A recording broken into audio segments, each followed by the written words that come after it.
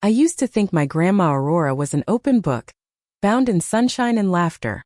Her eyes, the color of a summer sky just after a rain, always seemed to hold a gentle amusement, a quiet understanding that made me feel safe, seen.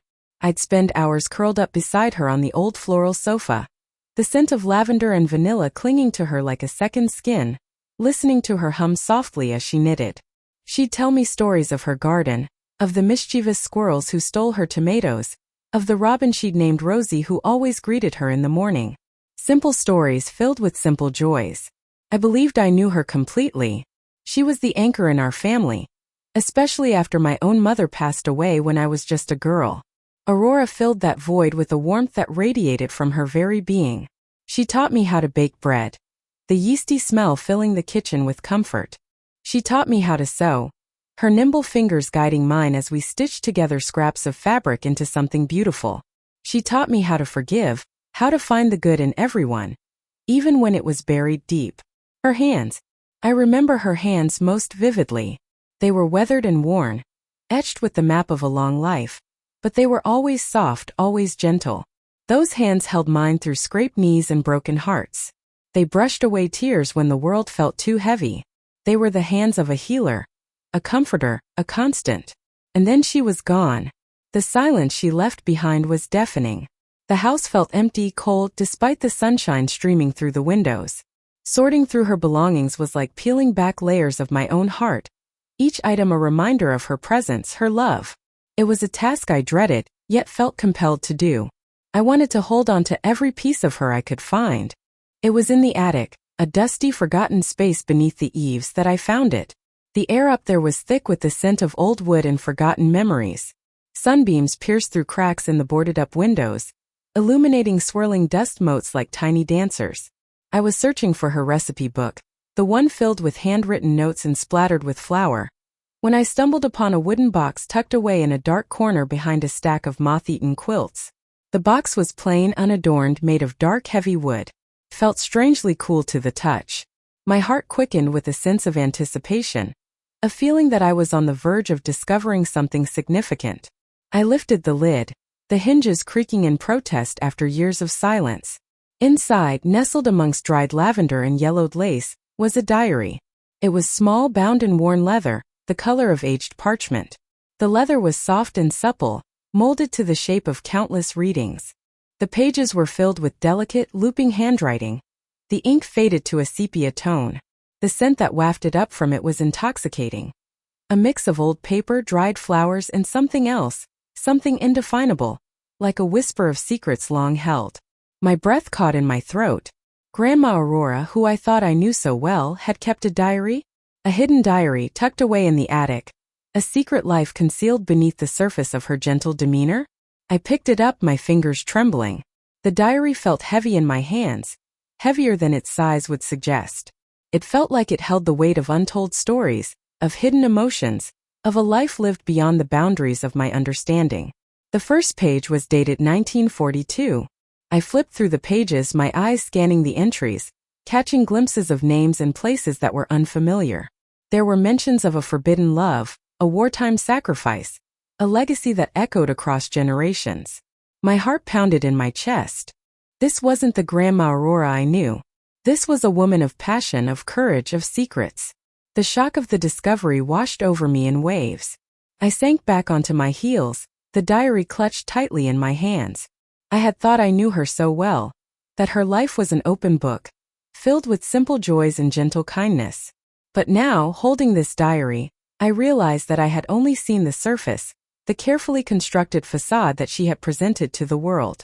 Who was this woman who had lived a secret life, who had endured hardships and sacrifices that she had never spoken of? What were the secrets she had guarded so carefully, and why had she kept them hidden for so long? I opened the diary again, my fingers tracing the faded ink. The words seemed to shimmer before my eyes, beckoning me to delve deeper into the mysteries of her past. I knew in that moment that my life would never be the same. This diary was a key to unlocking the secrets of my grandmother's heart, a key to understanding the woman she truly was. And I knew with a certainty that settled deep in my bones that I had to read it. I had to uncover the truth, no matter how painful it might be. I owed it to her, to the woman who had loved me unconditionally, to the woman who had shaped me into the person I am today. I owed it to myself to understand the legacy I had inherited, to connect with the past that had shaped my present. The attic suddenly felt colder, the air thick with anticipation. The sunbeams seemed to dim, casting long shadows across the dusty floor. I closed my eyes, took a deep breath, and prepared myself to embark on a journey into the heart of my Grandma Aurora's hidden life. It felt like stepping into a time machine, a journey back to a world I had only read about in history books. I could almost hear her voice whispering in my ear, guiding me through the pages of her life. It was a daunting task, but I knew I wasn't alone. Her spirit was with me, urging me on, encouraging me to uncover the truth. And so I began to read. The words on the page seemed to come alive, painting vivid pictures in my mind. I saw her as a young woman, full of hope and dreams, caught in the throes of a world at war. I saw her fall in love, a love that was forbidden, a love that defied the conventions of her time. I saw her make sacrifices that tore at her heart, but that she made willingly for the greater good. I laughed with her, I cried with her, I felt her pain and her joy. I walked in her shoes, I saw the world through her eyes. And as I read, I began to understand her, not just as my grandmother, but as a woman, a complex, multifaceted human being who had lived a life of extraordinary courage and resilience. The diary revealed a side of her that I had never known, a side that was both inspiring and heartbreaking. It was a story of love and loss, of sacrifice and redemption, a story that would stay with me forever. And now I want to share that story with you. I want to share the secrets that Grandma Aurora kept hidden for so long, the secrets that have shaped my life in ways I never imagined. I want to share the lessons she learned, the wisdom she gained, the love she gave so freely. If you'd like to keep me company as we explore these memories, please subscribe and stay close. We have a long, winding path ahead of us, filled with heartache and joy, with secrets and revelations. But I promise you, it's a path worth taking. It's a path that will lead us to a deeper understanding of ourselves, of our families, and of the enduring power of love. The scent of sun-baked earth and blooming clover still clings to those pages, doesn't it? Even after all these years. Takes me right back. Willow Creek, nestled deep in the valley, was a place where time seemed to move to the rhythm of the seasons, not the frantic tick of a clock. The late 1930s had cast long shadows across the world, but they barely touched our little town. We were sheltered, cradled in the arms of rolling hills and whispering willows that gave the place its name. Life was simple, predictable, and in its own way beautiful. Our farm wasn't much, just a few acres clinging to the hillside, but it was ours. Pa worked the land from dawn till dusk, his hands calloused and strong, his face weathered like old leather. Ma kept the house, her days a whirl of baking bread, mending clothes, and tending to the garden that exploded with color every spring. The air in our kitchen always smelled of cinnamon and simmering apples, a comforting aroma that wrapped around you like a warm hug. I was Aurora then, a girl of 10 with scraped knees, perpetually tangled hair, and a head full of dreams that stretched far beyond the borders of Willow Creek. Thomas, my older brother by 5 years, was obsessed with the sky. He spent hours lying on his back in the fields, tracing the contrails of distant airplanes with his finger, dreaming of becoming a pilot. Lily, my younger sister, was a wisp of a thing, all big eyes and tangled curls. She saw poetry in everything: the way the sunlight filtered through the leaves, the mournful cry of a distant train, the intricate patterns of frost on the windowpane. Our days unfolded in a gentle rhythm.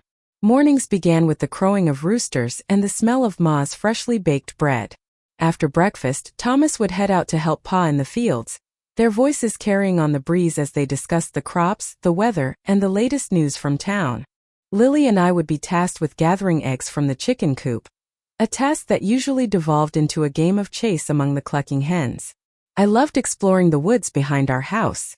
They were a magical place, filled with hidden streams, ancient trees that whispered secrets to the wind, and wildflowers in every shade imaginable. I'd spend hours there, lost in my own world, building fairy houses out of moss and twigs, imagining myself as a princess in a faraway kingdom, or a daring explorer charting unknown territories. One of my favorite spots was beneath the old oak tree at the edge of the woods. Its branches spread wide, offering a cool, shady refuge from the summer sun. I'd bring a book with me, usually a tattered copy of Treasure Island or The Adventures of Tom Sawyer, and lose myself in the stories, my imagination soaring alongside the characters. Evenings were a time for family. After supper, we'd gather on the porch, watching the fireflies dance in the twilight. Pa would tell stories about his own childhood, about the hardships he'd faced and the lessons he'd learned. Ma would hum softly as she knitted, her needles clicking a gentle rhythm. Thomas would point out the constellations in the night sky, explaining their names and the myths associated with them. Lily would recite poems she'd written, her voice soft and melodic. I loved those evenings. They were a time of peace, of connection, of belonging. But even amidst the warmth and security of my family, there was a quiet restlessness within me, a sense that there was something more out there, something beyond the familiar landscape of Willow Creek. I remember one particular evening, I was sitting on the porch swing with Ma, watching the moon rise over the hills. The air was thick with the scent of honeysuckle and freshly cut hay. "Ma," I said, "do you ever wonder what it's like somewhere else?" She smiled, a knowing look in her eyes. "Of course, Aurora. Everyone does, I think. It's only natural to be curious about the world. Do you ever wish you could go somewhere else?" I pressed. She paused, her gaze drifting towards the horizon. "This is my somewhere, Aurora. This is where my heart is. But that doesn't mean I don't dream of seeing the world through your eyes someday." She reached over and tucked a stray strand of hair behind my ear. "You have a thirst for knowledge, Aurora. A yearning to explore. Don't ever let anyone quench that fire." Her words stayed with me, fueling my dreams, nurturing my quiet longing. I knew deep down that Willow Creek wouldn't be my only home. I didn't know where I would go, or what I would do, but I knew that I was destined for something more. Thomas, with his head always in the clouds, understood this feeling. He'd talk about flying, about seeing the world from above, about the freedom of soaring through the sky. He'd show me maps of distant lands, his fingers tracing the routes he dreamed of taking. "One day, Aurora," he'd say, "I'll take you with me. We'll see the world together." Lily, in her own way, understood too. She saw the beauty in the smallest of things, but she also recognized the vastness of the world beyond. She'd write poems about faraway lands, about exotic creatures, about the mysteries of the universe. But Pa, he was different. He was a man of the earth, rooted in the soil, content with the life he had. He didn't understand my dreams, or Thomas's aspirations. He saw the world as a place of hard work and responsibility, not as a place of adventure and exploration. "Don't get any foolish ideas in your head, Aurora," he'd say. "This land is all we have. You need to learn to appreciate it, to work it, to make a life for yourself here." I knew he meant well. He wanted to protect me, to keep me safe from the dangers of the outside world. But his words felt like a weight, holding me back from pursuing my dreams. Despite Pa's reservations, I couldn't shake the feeling that there was something more waiting for me beyond the hills of Willow Creek. I knew that one day I would have to leave, but I also knew that I would never forget the place where I came from, the people who shaped me, the memories that were etched into my heart. Even now, so many years later, I can still close my eyes and see Willow Creek as it was then. A peaceful, idyllic haven, untouched by the troubles of the world. I can still smell the scent of Ma's baking, hear the sound of Pa's laughter, feel the warmth of the sun on my skin as I read beneath the old oak tree. Those were simple times, yes, but they were also precious. They were the foundation upon which my life was built. And they are the memories that I hold closest to my heart. They are the memories that I carry with me always. Even now, as the world has changed so much and as I have changed along with it. But even in Willow Creek, shadows stirred. Whispers of far-off wars, anxieties about the future, and the slow, creeping realization that even paradise has its limits.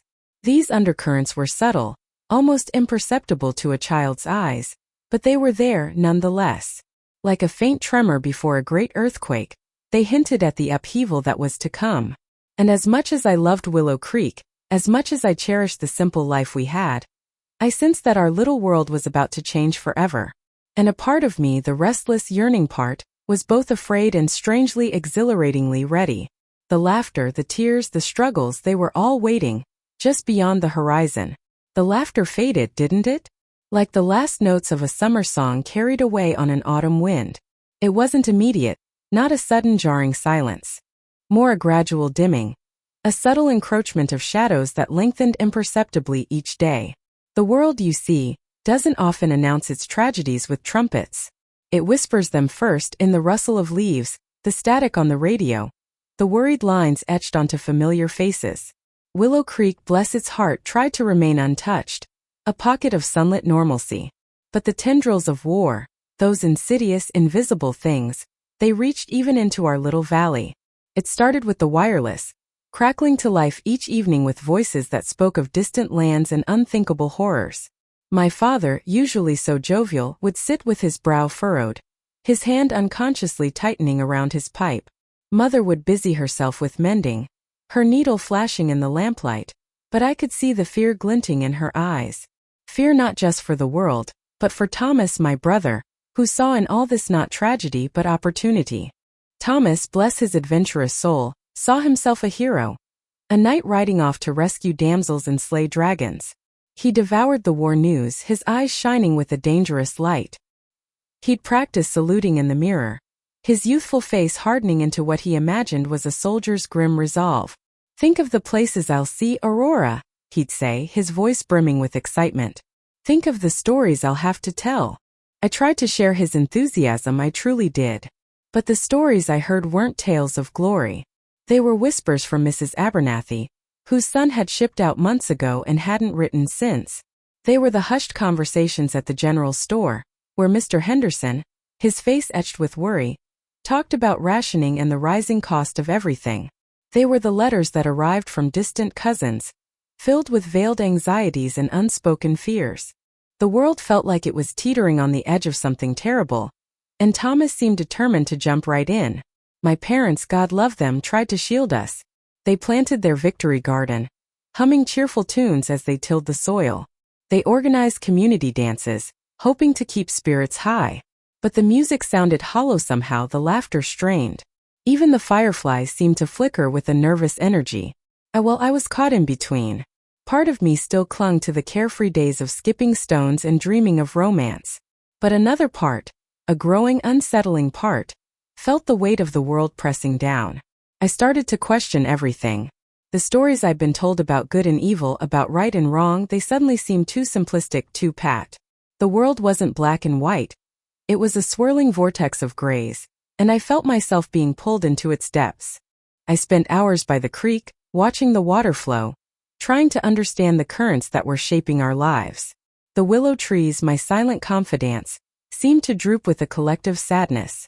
Even the sun seemed to shine with less warmth, as if sharing the world's burden. Then he arrived. It was a late afternoon in early spring, the air still carrying a hint of winter's chill. I was sitting on my usual spot by the creek, sketching in my notebook, trying to capture the way the light danced on the water. I heard the crunch of gravel behind me and turned to see him standing there. He was in uniform, but not like any uniform I'd ever seen. It was foreign, unfamiliar, the color a muted green that seemed to blend with the shadows.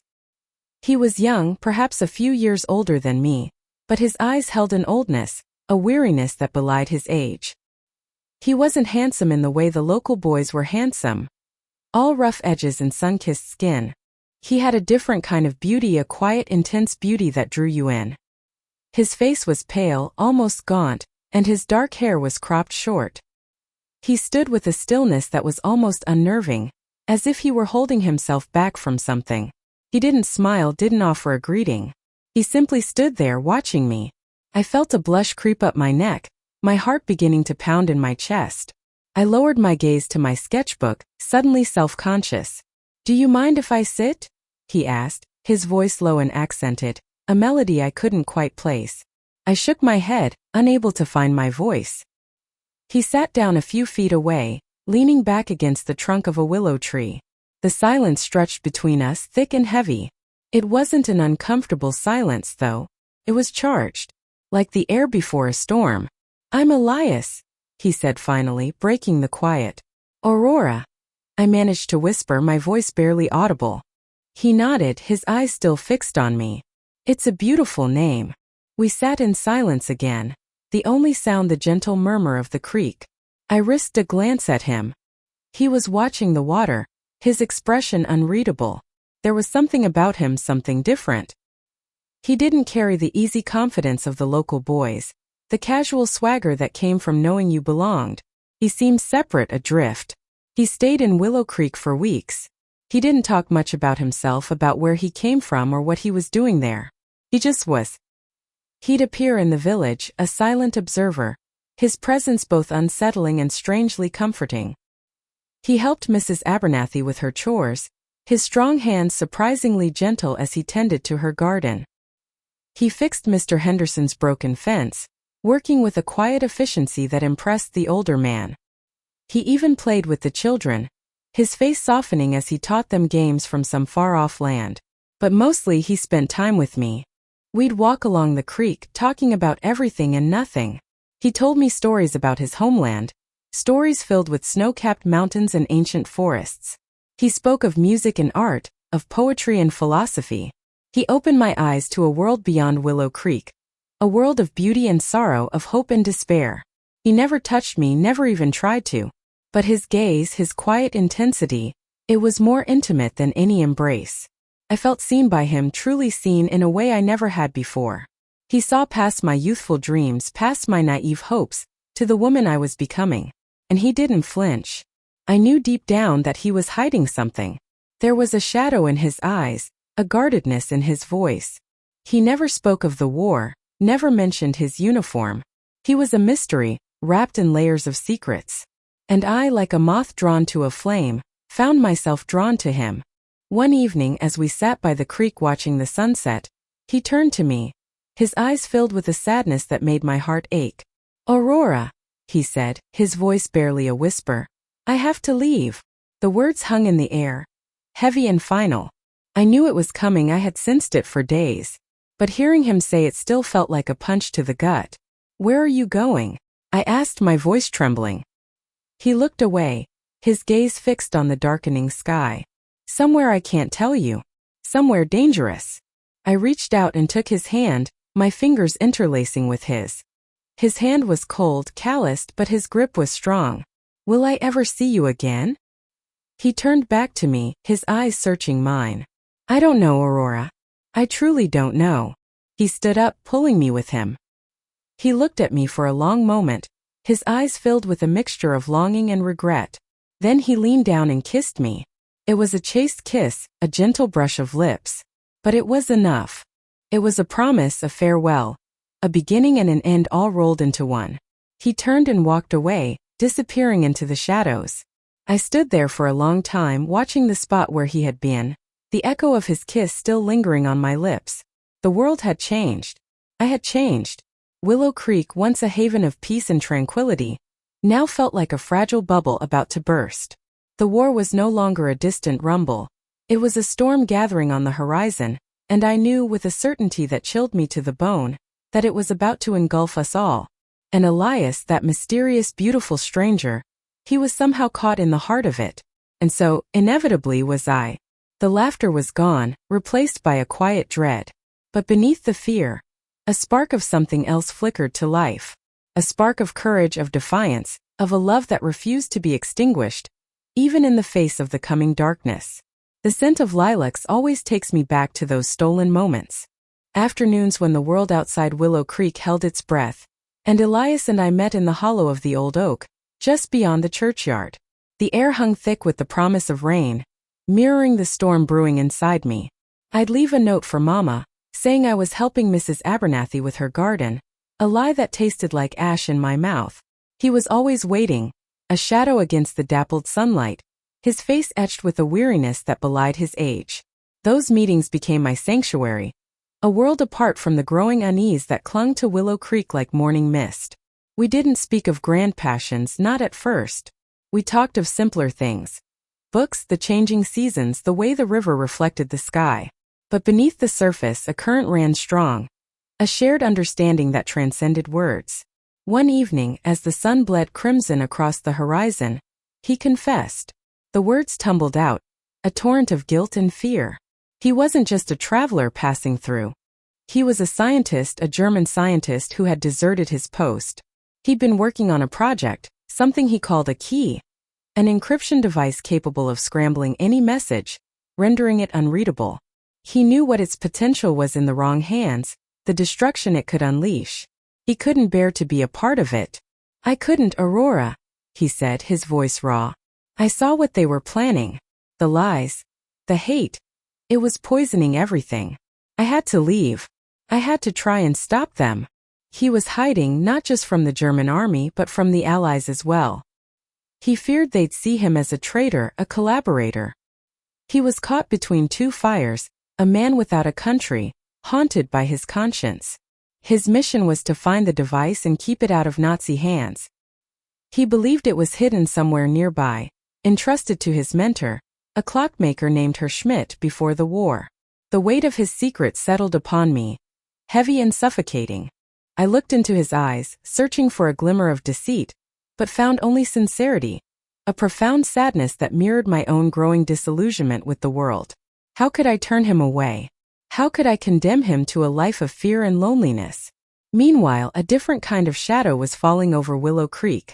Subtle changes, almost imperceptible at first, began to weave their way into the fabric of our lives. Strangers arrived, their faces obscured by hats and lowered gazes. They asked questions seemingly innocuous about the town's history, its landmarks, its people. The butcher, Mr. Henderson, swore he saw one of them sketching the church steeple late one night. Mrs. Abernathy noticed a car parked on the edge of her property, its occupants watching her house for hours. A chill ran down my spine whenever I saw them, a premonition of something terrible to come. Elias believed they were Nazi agents sent to find him and the device. He said they were like wolves in sheep's clothing, masters of disguise and deception. He warned me to be careful, to trust no one. One afternoon, Elias showed me a series of intricate clockwork mechanisms, sketches left by Herr Schmidt. They were more than just blueprints. They were riddles, clues to the artifact's location. Elias explained that Herr Schmidt was a man of secrets, a member of a resistance group that had been working against the Nazi regime for years. He had entrusted the device to him, knowing that Elias was the only one who could understand the clues. Together we pored over the sketches, deciphering the symbols, tracing the hidden patterns. We discovered that the clues pointed to the old church, specifically to a labyrinth hidden beneath its foundations, a place forgotten by time. The church, a symbol of hope and faith, now became the key to a dangerous secret. The thought of entering that labyrinth, of confronting the unknown, filled me with dread. But I knew I couldn't stand idly by while Elias faced this danger alone. My heart ached with fear, but a strange courage began to bloom within me, a sense of purpose I had never known before. That night I sat in my room, the diary open before me. The candlelight flickered, casting long shadows on the walls. I wrote of my fear, my love for Elias, my growing conviction that I had to do something, anything, to protect him, to protect Willow Creek. My dearest diary, I wrote, my hand trembling. I feel as though I am walking on the edge of a precipice. One wrong step and I could fall into the abyss. But I cannot turn back. I cannot abandon Elias. He is more than just a friend, more than just a lover. He is a beacon of hope in a world consumed by darkness. And I want to be worthy of that hope. My love for Elias was no longer just a feeling. It was a choice, a commitment to stand by him, no matter the cost. It was a dangerous path, one that could lead to heartbreak and devastation. But as I closed the diary, I knew that I was ready to face whatever lay ahead. I was no longer just Aurora, the quiet girl from Willow Creek. I was something more. I was a woman on a mission, a woman driven by love and a fierce determination to protect the one she held dear. And as I drifted off to sleep, I dreamt of labyrinths and clockwork mechanisms, of shadows and secrets, and of a love that could conquer even the darkest of times. I knew deep in my heart that our journey had just begun. The quiet observer was now a player. The stakes were higher than ever, and the game was about to change. The air hung thick and cold, heavy with the scent of damp stone and something else, something metallic and ancient. Dust motes danced in the beam of Elias's lantern, illuminating the chamber we'd sought for so long. The walls were lined with clockwork mechanisms, gears frozen mid-turn, levers rusted in place. It was a testament to his mentor's genius, a silent, intricate guardian. Before us, a pedestal held a small, unassuming box made of dark wood, inlaid with silver filigree. The artifact. Elias let out a breath he'd been holding, A mix of relief and awe. We found it, Aurora. We actually found it. I reached out, hesitant, and traced a finger along the cool silver. It hummed faintly beneath my touch. A low click echoed through the chamber as a hidden panel slid open on the box, revealing a small, intricately crafted compass. Its needle spun wildly, then settled, pointing not north but inward towards the heart. Incredible! Elias whispered, his eyes shining. He reached for it, his hand hovering above the compass when the first shot rang out, shattering the silence. The lantern exploded in a shower of sparks and darkness. I screamed, instinctively ducking behind the pedestal, the air filled with the acrid smell of gunpowder and fear. We were trapped. Aurora, get down! Elias yelled, his voice strained. He was already firing his pistol, the muzzle flash momentarily illuminating his determined face. They were everywhere. Nazi soldiers, their faces grim and determined, poured into the chamber, their weapons drawn. The labyrinth, which had been our protector, now amplified the sounds of gunfire and desperate shouts. Elias pulled me to my feet, shoving the box into my hands. Run, Aurora. Get it out of here. I'll hold them off. No. I won't leave you. I cried, clutching the box to my chest. You have to. This is bigger than us, bigger than anything. Remember the passages, remember what I showed you. Go. He pushed me towards a narrow passageway hidden behind a tapestry of gears. I hesitated, my heart pounding in my chest. I knew he was right. The artifact was too important. But leaving him felt like ripping my soul in two. Go, Aurora. Please. His eyes pleaded with me, a desperate love shining through the fear. I turned and ran, blindly following the twisting passages, the sounds of the battle echoing behind me. I remembered the clockmaker's lessons, the secret routes, the hidden levers. The labyrinth was a part of me now, etched into my memory. The soldiers were close behind, their heavy boots pounding on the stone floor. I could hear their harsh voices, their curses. I stumbled, nearly falling, but forced myself to keep going. I reached a dead end, a solid stone wall. Panic clawed at my throat. Then I remembered. Elias had shown me a trick, a hidden mechanism disguised as a loose stone. I fumbled for it, my fingers trembling, and pressed. With a grinding sound, the wall slid open, revealing another passage. As I slipped through, a bullet whizzed past my ear. I didn't look back. I couldn't. I ran until my lungs burned, until my legs ached, until I could no longer hear the sounds of the battle. I finally collapsed in a small hidden alcove, hidden behind a false wall in what seemed to be a storage room. My body shook with exhaustion and fear. I looked down at the box in my hands, the artifact. It was warm, pulsing with a faint energy. What was it, really? What was so important that it was worth all this? Then the image of Elias flashed before my eyes. His smile, his gentle touch, his unwavering courage. And then the look in his eyes as he told me to run, the sacrifice he made. A sob escaped my lips, a raw animal sound of grief. He was gone. My Elias, my love, was gone. And it was my fault. If I hadn't been so stubborn, if I had just left with him. But I knew deep down that it wasn't my fault. It was the war, the darkness that had consumed our world. And Elias, with his selfless heart, had stood against it. I opened the box again, staring at the compass. It still pointed inward towards the heart. And I understood. It wasn't just about finding a device, it was about finding the courage within ourselves, the strength to fight for what we believed in. I pulled out my diary, the small leather-bound book that had been my constant companion. My hand trembled as I wrote, the words pouring out of me, a torrent of grief, fear, and anger. I wrote about Elias, about his kindness, his brilliance, his love. I wrote about the battle, the chaos, the sacrifice. And as I wrote, something began to shift within me. The grief was still there, a heavy weight in my chest, but it was mingled with something else. A sense of purpose, a fierce determination. I would not let his sacrifice be in vain. I would protect this artifact, whatever it was, and I would use it to fight against the darkness. I knew then that my life had changed forever. The girl who had dreamed of a quiet life in Prague was gone. In her place was someone else, someone stronger.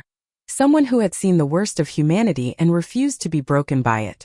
The diary became my anchor, my confidant. I wrote in it every day, pouring out my thoughts, my fears, my hopes. It was a way to keep Elias alive, to remember his voice, his touch, his love. It was also a way to understand what I had to do, the path that lay before me. I knew it wouldn't be easy. The Nazis would be searching for me, for the artifact. I would have to be careful, resourceful, and brave. But I wasn't alone. Elias was with me in my heart, in my memories. And I had the artifact, a symbol of hope in a world consumed by darkness. That night, hidden in that forgotten alcove, I made a vow. I vowed to honor Elias's sacrifice, to protect the artifact, and to fight for a better world. It was a vow born of grief, but fueled by love and determination. And it was a vow that would shape the rest of my life. They may have laughed at my struggles, but Elias had wiped my tears. And now it was my turn to wipe away the darkness. The labyrinth spat me out. Not gently, no triumphant fanfare. Just a cold, unceremonious heave onto the damp earth. My lungs burned. My legs screamed. Every breath tasted of dust and something else. Something metallic and sharp that lingered at the back of my throat. I didn't look back. I couldn't. The adrenaline, that icy fire that had propelled me through the final desperate stretch, began to recede, leaving behind a shivering emptiness. My shoes scraped against the uneven ground as I stumbled towards the familiar outline of the woods bordering our property. Home. A word that suddenly felt hollow. A promise broken before it could be kept. The house was dark, silent. Everyone was asleep. I slipped in through the back door, the familiar creak of the hinges a jarring intrusion in the stillness. I moved like a ghost through the hallway, avoiding the polished surfaces that reflected too much. Mirrors were dangerous now. They showed not just my reflection, but the ghost of another. My room offered a small sanctuary. I closed the door, leaned against it, and finally allowed myself to slide to the floor. The artifact, still clutched in my hand, felt impossibly heavy. I stared at it, at the smooth, cold surface that held so much power, so much promise, so much loss. I didn't cry. Not then. The grief was too vast, too raw. It was a physical thing, a weight in my chest that threatened to suffocate me. I felt empty, like a vessel drained of everything that had given it meaning.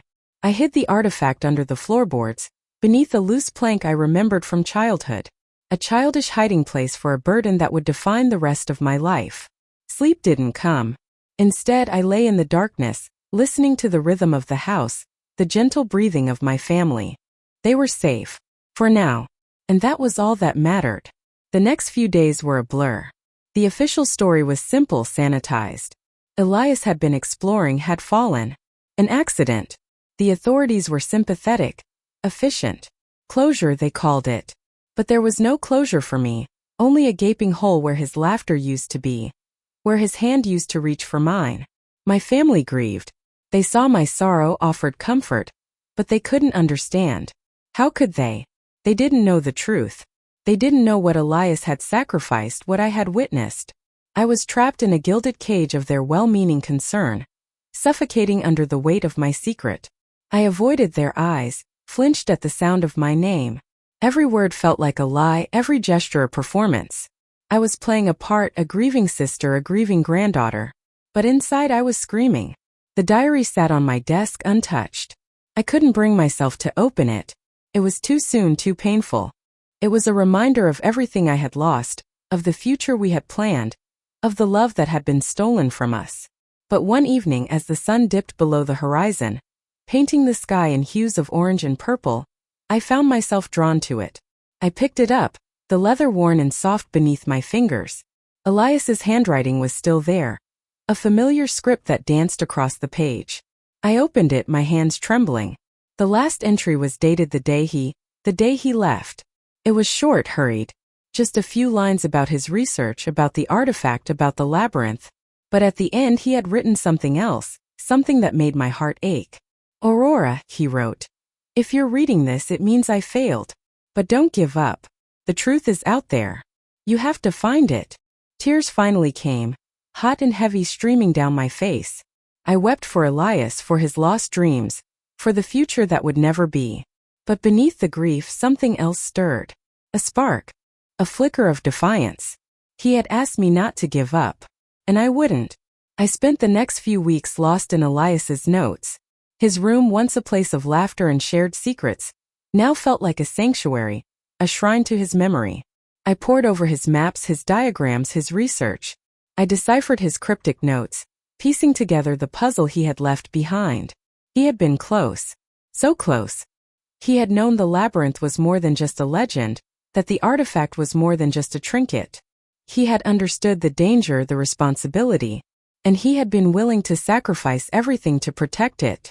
I started visiting the local library, spending hours in the dusty corners, poring over ancient texts, forgotten histories. I learned about the artifact, its origins, its power. I learned about the forces that sought to control it, the shadows that lurked in the darkness. The world felt different now. Sharper, more dangerous. I saw shadows where I hadn't seen them before, questioned motives, felt the weight of something much larger than myself pressing down on me. I was no longer just Aurora. I was the keeper of a secret, the protector of a legacy. I was Elias's last hope. One entry in the diary, written in a tight, almost frantic hand, caught my attention. It was a coded message, a series of numbers and symbols that seemed nonsensical at first. But as I studied it, as I traced the lines with my finger, I began to see a pattern. A key. It led to a location. A place he had never mentioned, a place hidden deep within the mountains. A place I suspected where the truth lay waiting. I knew what I had to do. The grief was still there. A constant ache in my heart. But it no longer defined me, fueled me. It gave me strength. I was still grieving, but I was no longer adrift. I had a purpose. I had a mission. And I would not fail. They laughed at my struggles. Grandma wiped my tears. And in that moment I knew I wasn't alone. Elias was with me, guiding me, pushing me forward. And I would honor his memory by finishing what he had started. My dears, after the funeral, after the hushed whispers and the well-meaning but hollow condolences, Willow Creek felt smaller. Suffocating even. It held too many memories. Each gust of wind carried Elias's laughter. Each familiar corner echoed with his footsteps. I knew with a certainty that settled deep in my bones that I couldn't stay. Not if I wanted to truly honor his memory, not if I wanted to protect what he entrusted to me. Packing was a strange, almost clinical exercise. I folded his shirts, inhaling the faint scent of wood smoke and lavender that still clung to the fabric. I carefully wrapped the artifact, now nestled in a soft, worn velvet pouch, and tucked it deep within my meager luggage. It felt heavier now, not physically, but with the weight of responsibility, the weight of Elias's faith in me. Leaving Willow Creek felt like tearing a piece of myself away. I didn't say goodbye to many. A few close neighbors, Mrs. Henderson, who always brought me freshly baked apple pie, and Pastor Davies, whose gentle words offered a sliver of comfort. But I kept my departure quiet, shrouded in the pre-dawn mist like a secret whispered between the trees. The train rattled and swayed, carrying me further away from everything I knew. The landscape blurred past the window, fields of gold giving way to patches of somber forest, mirroring the shift in my own heart. I was heading to a larger city, a place where I could disappear, a place where I could learn. The city was a cacophony of noise and movement, a stark contrast to the quiet rhythm of Willow Creek. The air hung thick with the smells of coal smoke and exhaust, a far cry from the clean, crisp scent of pine needles. I found a small, unassuming room in a boarding house on the outskirts. It was sparsely furnished, a narrow bed, a rickety table, and a single window overlooking a brick wall. But it was safe and it was anonymous. My days became a relentless cycle of study. Elias's diary, filled with his meticulous notes and cryptic diagrams, became my Bible. I haunted libraries, poring over books on cryptography, linguistics, and history. The librarians, bless their souls, saw a quiet young woman with a thirst for knowledge, unaware of the true purpose behind my relentless research. I discovered that the artifact wasn't just a sophisticated encryption device. It was something far more potent, a kind of intelligent tool. Elias had hinted at it in his notes, describing it as a key to understanding. I began to realize that it could decipher complex codes, analyze patterns, and even anticipate enemy strategies. It was a powerful weapon, but also a dangerous one. The task felt overwhelming at times. I was just a girl from a small town, thrust into a world of espionage and intrigue.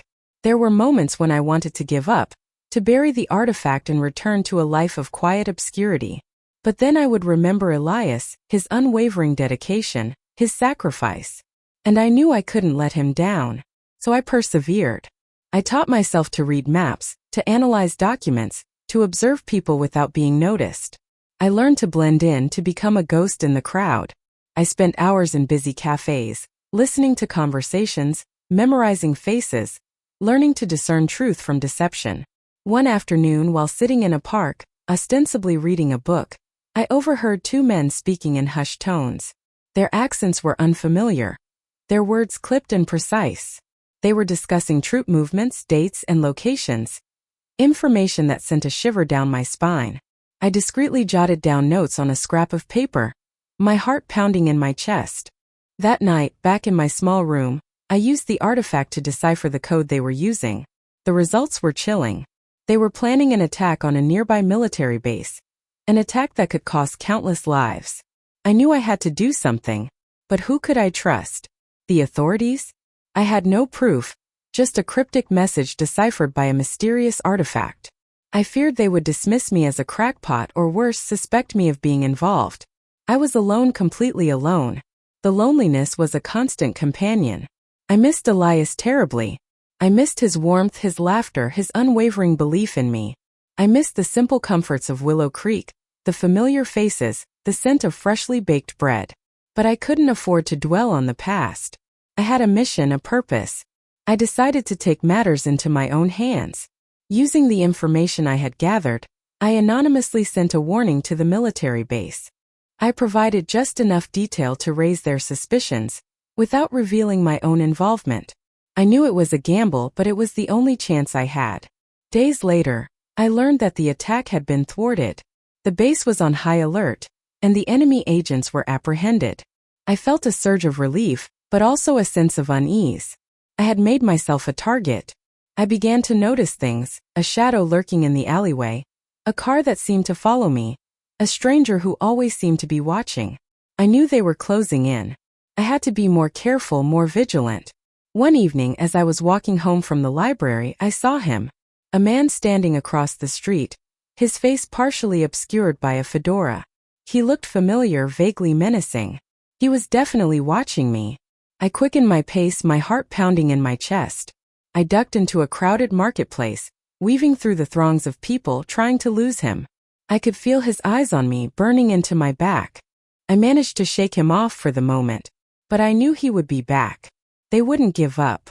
They wanted the artifact and they would stop at nothing to get it. I realized then that I was no longer just a grieving girl from Willow Creek. I was a guardian, a protector, a warrior. I had learned to fight, to adapt, to survive. And I was ready to face whatever challenges lay ahead. For Elias, for the artifact, for the future. The tears. Grandma Aurora paused, her gaze drifting towards the window, her eyes filled with a mixture of sadness and steely resolve. It was a difficult time, my dears. A time of great sacrifice and uncertainty. But it also taught me the true meaning of courage, the true meaning of love. She took a deep breath and continued, her voice softer now, as if sharing a secret only meant for us. They may have laughed at my struggles, but Elias's spirit was always with me, guiding me, giving me strength. And that, my dears, was more powerful than anything they could throw at me. The rain never truly stopped in those days, or at least that's how I remember it. A constant weeping drizzle that mirrored the collective sorrow clinging to the world. But even through the downpour, Aurora worked. The rhythmic click of the artifact, now her constant companion, became a strange sort of solace. It was a connection, a lifeline threaded through the chaos. The diary spoke of coded messages sent through seemingly innocuous piano sonatas, of altered weather patterns disrupting enemy supply lines, of troop movements subtly influenced, all orchestrated with the help of the artifact and the network of brave souls she had connected with. Each successful transmission, each intercepted plan, was a tiny victory against the encroaching darkness. There were close calls, of course. Whispers in the village, suspicious glances from neighbors, the ever-present fear of discovery that gnawed at her insides. But she persevered, driven by a love that transcended fear. A love for Elias, for her country, for the future she desperately hoped to salvage. One entry described a particularly harrowing night. A German patrol had come to Willow Creek, searching for suspected resistance members. Aurora, hidden in the cellar with the artifact, could hear their heavy boots overhead, their harsh voices echoing through the floorboards. She clutched the artifact, her heart pounding in her chest, praying they wouldn't find her. The diary recounted how she used the artifact to subtly manipulate the patrol's compass, leading them away from her house and towards a wild goose chase in the woods. It was a risky move, but it worked. When they finally left, hours later, she emerged from the cellar, trembling but resolute. "I am but a small stone," she wrote. "But even a small stone can divert a river."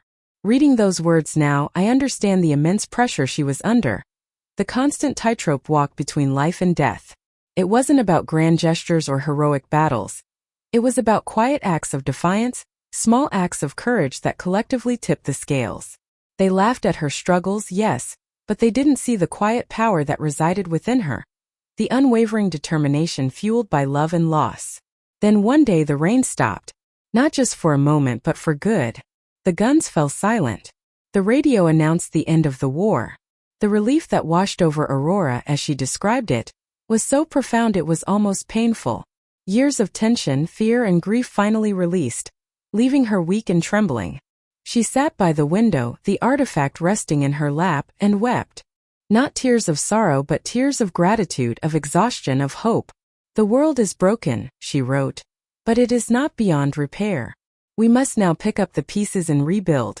Not just our homes but our hearts." The diary entries became less frequent after that. The urgency was gone, replaced by a quiet sense of purpose. Aurora did not seek accolades or recognition for her contributions. She simply returned to Willow Creek, to the familiar rhythms of village life. But she was not the same woman who had left. The war had etched lines of wisdom on her face, deepened the compassion in her eyes, and instilled in her a profound understanding of the human spirit.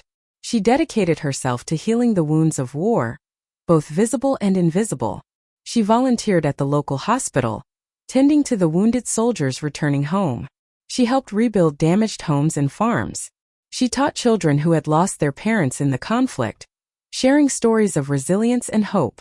One passage describes her starting a small schoolhouse in the village. Many children had missed years of education due to the war, and Aurora saw it as her duty to provide them with the knowledge and skills they needed to rebuild their lives. She taught them not just reading and writing, but also empathy, compassion, and the importance of community. "We must learn from the past," she wrote, "but we must not let it define us. We must look to the future with hope and determination." She never spoke of her wartime experiences, not directly, but her actions spoke volumes. She understood the value of peace, the fragility of life, and the importance of human connection. She became a beacon of hope in a world still shrouded in darkness. The artifact, once a tool of war, became a symbol of peace. She kept it safe, tucked away inside an old music box that played a soft, melancholic melody. It was a reminder of Elias, of their love, of the sacrifices they had both made. But it was also a reminder of the power of hope, the resilience of the human spirit, and the importance of fighting for what you believe in. And that's how she became my Grandma Aurora. The woman with the gentle smile, the warm embrace, and the endless supply of freshly baked cookies. The woman who always seemed to know what I was thinking, what I was feeling, even when I didn't know myself. The woman who taught me the importance of kindness, compassion, and forgiveness. I remember sitting on her lap as a child, listening to her stories. They weren't always exciting or dramatic, but they were always filled with wisdom and love. She told me about the importance of hard work, the value of friendship, and the power of believing in yourself. She never explicitly mentioned the war, but sometimes late at night when the wind howled outside, I would catch a glimpse of sadness in her eyes, a shadow of the past that still lingered. It wasn't until I read the diary that I truly understood the depth of her strength, the magnitude of her sacrifice. I realized that the quiet, unassuming woman I knew as Grandma Aurora was a hero, a warrior, a force of nature. The diary revealed the extraordinary life hidden beneath the surface of her seemingly ordinary existence. They laughed at her struggles, but she had the last laugh. She used their doubt as fuel, transforming her pain into purpose, her fear into courage. She emerged from the ashes of war not broken, but stronger, wiser, and more compassionate than ever before. The music box, with the artifact nestled inside, became her most treasured possession. It wasn't just a relic of the past. It was a symbol of her journey, a testament to her love, and a reminder of the extraordinary woman she had become. The melody it played, a simple haunting tune, seemed to carry the weight of her experiences, the joy of her triumphs, and the quiet peace of her present. Looking back, I understand that Grandma Aurora's life was a testament to the power of love, sacrifice, and resilience. She taught me that even in the darkest of times, hope can prevail. She showed me that even the smallest of us can make a difference. And she reminded me that the most important things in life are not material possessions or worldly achievements, but the love we share, the connections we make, and the legacy we leave behind. And so the diary, a hidden treasure, becomes more than just a collection of words. It becomes a window into the heart of a remarkable woman, a woman who faced unimaginable challenges with courage and grace, a woman who transformed her pain into purpose, and a woman who ultimately found peace and fulfillment in a life dedicated to healing and helping others. It is the story of how Aurora, the girl who was laughed at, became Grandma Aurora, the woman who wiped away my tears, and in doing so taught me the true meaning of love, sacrifice, and hope. It's a legacy I will cherish forever. And I know now that every time I hear the soft melody of that music box, I will hear her voice, whispering words of wisdom and love, guiding me through the storms of life, just as she always did. The leather of the diary felt warm beneath my fingertips, a familiar comfort in the stillness of the afternoon. Sunlight streamed through the lace curtains, painting dancing patterns on the worn wooden floor, illuminating the dust motes swirling in the air like tiny, forgotten memories. It was a scene Aurora herself would have cherished, a moment of quiet beauty amidst the clamor of life. I closed my eyes, breathing in the scent of old paper and dried lavender, a fragrance that always transported me back to her kitchen, to the warmth of her embrace. The laughter of others, the dismissive shrugs that had once greeted my fascination with Aurora's stories, seemed distant now, muffled by the weight of understanding. They hadn't seen what I saw, hadn't felt the pull of the hidden currents that flowed beneath the surface of her life. They hadn't understood the quiet strength that radiated from her, a strength forged in the fires of hardship and tempered by unwavering love. My grandmother's tears, I remembered them now not as signs of weakness, but as expressions of a profound empathy, a shared understanding of the burdens she carried, the losses she endured. They were the tears of a woman who had seen too much, felt too deeply, and yet never allowed her spirit to be broken. They were tears that watered the seeds of resilience within me, seeds that had only now begun to sprout. Rereading the diary, I saw not just a record of events, but a map of Aurora's soul. Each entry, each carefully chosen word, was a brushstroke in a portrait of a woman who had lived a life far richer and more complex than I had ever imagined. The simple facts, dates, names, places faded into the background, replaced by the vibrant tapestry of her emotions, her hopes, her fears, her unwavering determination to find joy in the face of adversity. The fairy tales she had told me as a child, the stories I had once dismissed as fanciful imaginings, now resonated with a deeper meaning. The princess locked in the tower, the woodsman battling the wolf, the young woman searching for her lost love. They were all reflections of Aurora's own experiences, veiled allegories of her struggles and triumphs. The tower was the societal constraints that had sought to confine her, the wolf was the prejudice and hardship she had faced, and the lost love, well, that was a wound that had never fully healed, a constant ache in the depths of her heart. But even in those stories of sorrow there was always a glimmer of hope, a promise of redemption, a reminder that even in the darkest of times, love and courage could prevail. I had always thought of Aurora's legacy as something tangible, something that could be passed down through generations, perhaps a piece of jewelry, a family heirloom, or even the secret recipe for her famous apple pie. But now I understood that her true legacy was far more profound, far more enduring. It wasn't about possessions or secrets. It was about the quiet strength she had embodied, the wisdom she had shared through her stories, and the unconditional love she had showered upon me. It was about the way she had faced life's challenges with grace and dignity, never losing sight of the beauty and wonder that still existed in the world. Her legacy lived on in the way I approached my own challenges, in the resilience I found within myself when faced with adversity. It lived on in the stories I told my own children, stories infused with the same values and principles that Aurora had instilled in me. It lived on in the way I cherished the simple moments, the small joys that made life worth living. I thought of my own struggles, the times I had felt overwhelmed and defeated, The moments when I had doubted my own strength and ability. How quick I had been to succumb to despair, to allow the laughter of others to drown out my own inner voice. But now, armed with the knowledge of Aurora's life, I felt a renewed sense of purpose, a deeper understanding of my own potential. If she could endure so much and still find joy in the world, then surely I could overcome my own challenges and create a life filled with meaning and purpose. The diary was more than just a collection of words on paper. It was a lifeline, a compass, a guide. It was a testament to the enduring power of the human spirit, a reminder that even in the face of unimaginable hardship, love and hope could still flourish. It was a gift, a treasure, a legacy that I would cherish for the rest of my days. As I turned the final page of the diary, a sense of peace washed over me, a feeling of closure and understanding. The weight of the past, the burden of unanswered questions, seemed to lift from my shoulders, replaced by a lightness of being, a sense of liberation. I knew that Aurora's story would continue to shape my life, to guide my decisions, to inspire my dreams. But I also knew that it was time to let go, to release the past and embrace the future with open arms. The sun dipped below the horizon, casting long shadows across the room. The air grew cooler, and the scent of lavender seemed to intensify, filling my senses with a sweet, nostalgic fragrance. I closed the diary, placing it gently on the table beside me. I would keep it safe, protect it, and share its stories with future generations. But I would also remember that the true essence of Aurora's legacy lived not just within the pages of the diary, but within my own heart, within the hearts of all those who had been touched by her love and her wisdom. The importance of uncovering our hidden stories, of honoring the lives of those who came before us, became crystal clear. We are all interconnected, woven together by the threads of history and experience. By understanding the past, we can gain a deeper appreciation for the present and a greater sense of hope for the future.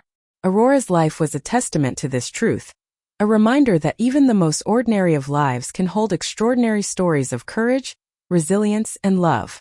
And it is our responsibility, our privilege, to uncover those stories and share them with the world.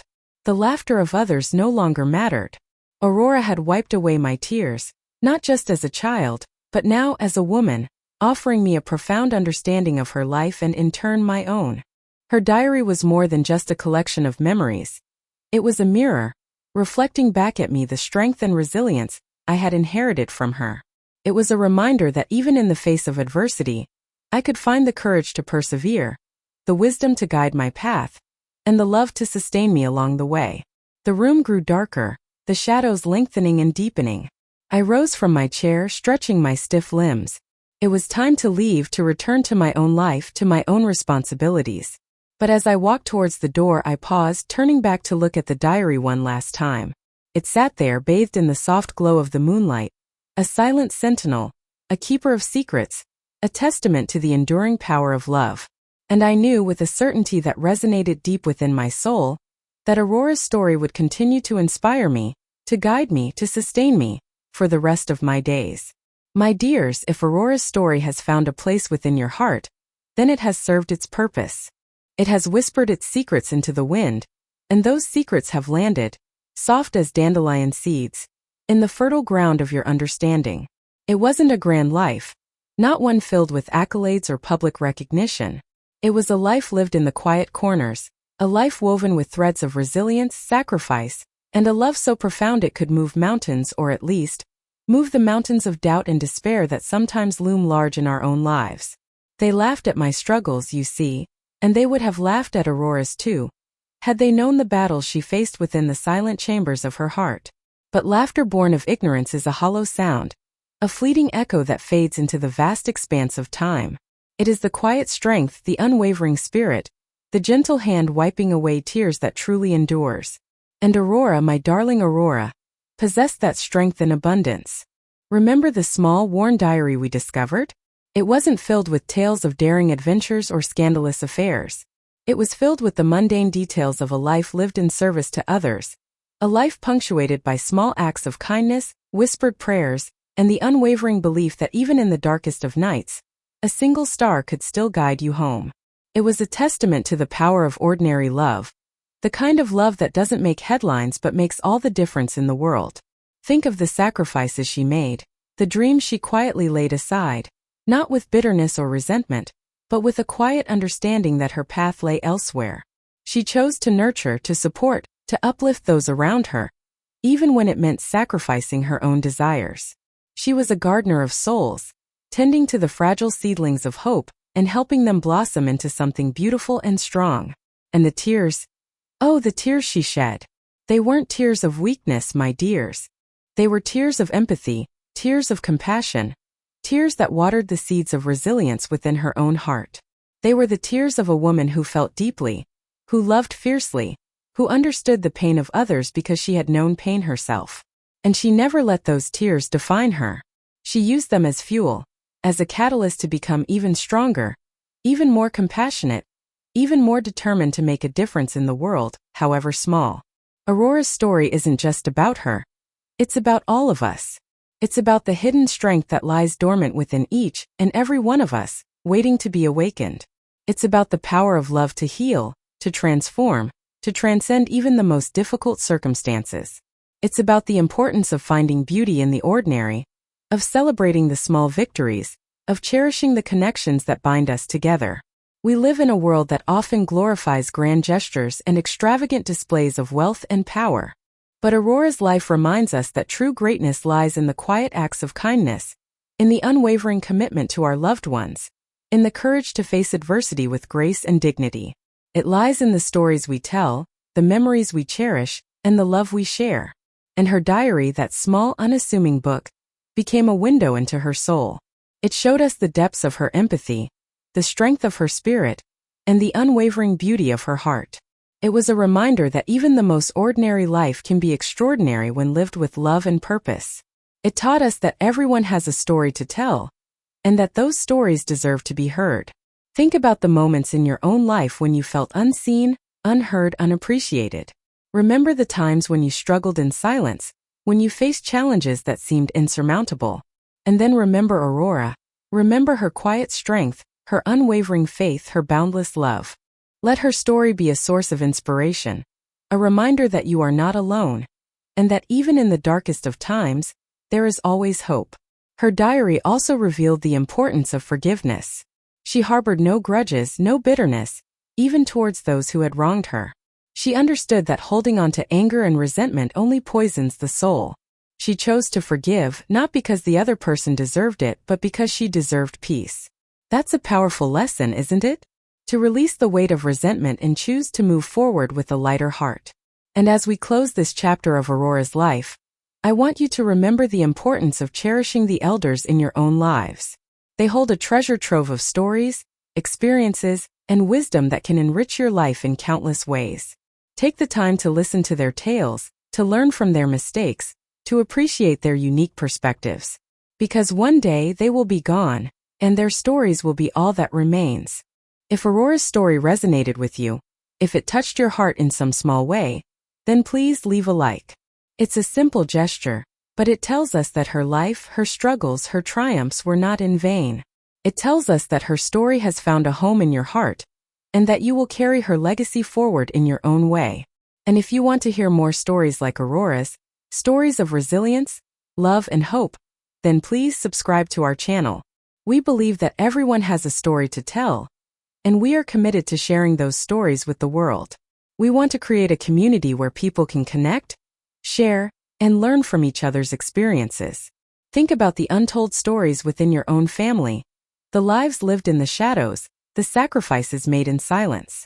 These are the stories that deserve to be told, the stories that can inspire and uplift us all. Perhaps Aurora's story will encourage you to delve into your own family history, to uncover the hidden gems that lie waiting to be discovered. And finally, I invite you to share your thoughts below. What resonated with you most about Aurora's story? What lessons did you learn from her life? What secrets do you believe Grandma Aurora held closest to her heart? We want to hear your perspectives, your insights, your reflections. Let's create a conversation, a community, a space where we can all learn and grow together. Let us honor Aurora's memory by sharing our own stories and listening to the stories of others. Remember, my dears, that every life has value, every story has meaning, and every act of kindness, no matter how small, can make a difference in the world. Let us carry Aurora's legacy forward, not with grand gestures or extravagant displays, but with the quiet strength, the unwavering love, and the compassionate heart that defined her life. Let us strive to be a little more like Aurora, a little more kind, a little more resilient, a little more loving. The world needs it now more than ever. And so, as the sun sets on Aurora's story, let us remember the light she brought into the world, the love she shared, and the legacy she leaves behind. May her memory be a blessing to us all, and may we all find the courage to live our lives with the same grace, dignity, and unwavering spirit that defined hers. Thank you for listening. Thank you for caring. And thank you for being a part of this journey.